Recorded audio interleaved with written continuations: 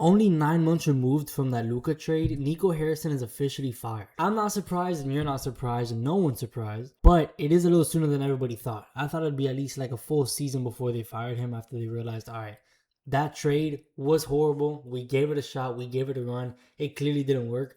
But no, 11 games into the season, they let him go. The player who they traded Luka for, AD, he clearly gained weight, and it's been really hard for him to stay on the court. Kyrie still hasn't come back from injury. D'Angelo Russell's a really streaky shooter right now. Klay Thompson can't buy a bucket, and their whole team is just in shambles. Once that trade happened 9 months ago, when Luka went to the Lakers, it made no sense then, and it still doesn't make sense. I know people were trying to play devil's advocate, trying to make it seem like, okay, yeah, wait, they're low-key cooking. They were not. They had a bunch of play finishers, and the only play creator or playmaker in that team was Luka. So when you traded that away, I mean, Nico Harrison, before that Luka trade, was low-key a pretty good GM. I mean, he got Daniel Gafford, he got PJ Washington, he got Derrick Jones Jr. It fit really well with the whole team that Luka had. But then when you trade the player that you built that whole team around away for a completely different player who plays a different position and a different play style and excels in a very different part of his game, it just makes everything kind of wonky because nothing makes sense. Everything that you were building around one player is just now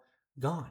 The best playmaker that Derrick Jones Jr. or any play finisher on that team right now has is injured in Kyrie Irving, and he's not going to come back to his full extent like how people are hoping he will. Everything kind of felt better for Mavs fans once they realized they had the number 1 overall pick in Cooper Flag, but when he started the season, it was not looking good. Right now he's averaging about 15 points, 7 rebounds, 3 assists, which isn't bad at all, but we're talking about Luka Doncic that you lost out on. And it still just blows my mind that they really traded him away. Now, this video isn't about Luka, it's about the firing of Nico Harrison and what happens with the Mavericks. I mean, right now they're like second to last in the West right now. They're a game removed off of being the worst team in the West. I don't know what their plan is at all. Like, honestly, I don't. If I'm being completely honest, I feel like this new general manager is not going to want to just blow everything up.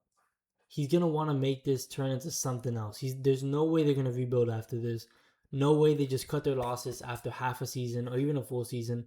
They're just going to let this one play out. They're probably going to get like a lottery pick or something and then use that to either build the team around them or see if maybe a full off season of Kyrie and AD together and having them both healthy with the progression of Cooper Flag can really carry them. Because of course, we're not giving up on Cooper. I mean, he's Coop. It's Coop. He's going to hoop, no pun intended. And he's going to do his thing. His progression is going to be great. The problem is this the right team around him? And only time will tell, right? I mean, I don't expect this whole team to be shooting this poorly this deep into the season or next season if they run it back. But looking at how aggressive they've been recently, and when you look at their team on paper, it's a win-now team besides Cooper Flag. They might be looking for like Zach LaVine, DeMar DeRozan, or maybe even Domantas Sabonis. I mean, we just saw the Kings recently just came out saying that they're probably going to start rebuilding, blowing everything up, trading everybody away, and they have quality pieces. There's already a report that somebody in California wants Sabonis, but we got to see what's going to happen. I mean, are they going to play aggressive? Are they going to want Zach LaVine? But, I mean, I don't really think the Mavericks have much of what the Kings would want, but it's just, I think they're going to be aggressive with it. I don't think they're going to start rebuilding because it doesn't make sense, which is why I don't understand why they fired him so early. Like I said, I understand it was a horrible idea. I know it was a horrible trade, but it just doesn't make sense for them to just fire him 11 games into the season when it's a lot of injury luck. You know, it wasn't just solely his team management skills. Now, what does this mean for Cooper Flag? I mean, we're talking about Kyrie already extended his contract. AD's probably not going to want out for a bit. I don't see him leaving. D'Angelo Russell, who knows? Klay Thompson's probably going to be out of there in the near future whenever his contract ends. So what now? I mean, is this the right team to build around him? Do you shift as a GM? Do you shift your focus on Cooper Flag? Do you just try to build around him because he's still a great player? Like he has limitations on offense, but he's a great player regardless. So is that your new focus? Is that what you're gonna go for? Are you gonna like what angle are you gonna take now? Because the GM right now is basically just picking up where Nico Harrison left off. And Nico Harrison did a horrible, horrible job. So look, I mean, the Mavericks got a lot of things to figure out. I think they have some flexibility because it's not like any of the players are untradeable.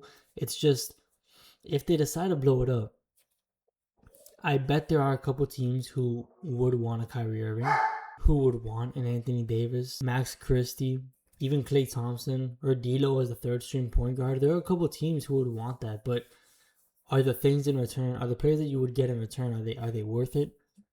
Would you really get valuable picks and young players for Kyrie Irving or an Anthony Davis right now. Not saying that they're not worth it, but what I'm getting at is those teams who have those assets, those young players that they'd be willing to trade for a win now, are they good enough for it to make sense for the Mavericks? So I don't know. It's kind of weird. We have to see how it goes. But man, that new GM, they got a lot of things to figure out. They got a lot of shit to figure out. But let me know what you think down below. I mean, should the Mavericks just rebuild? Should they just try to be aggressive and get as many star players as they possibly can and possibly hinder Cooper Flag's like potential? I don't know. We'll see what happens though. I'll see you on the next one. Peace.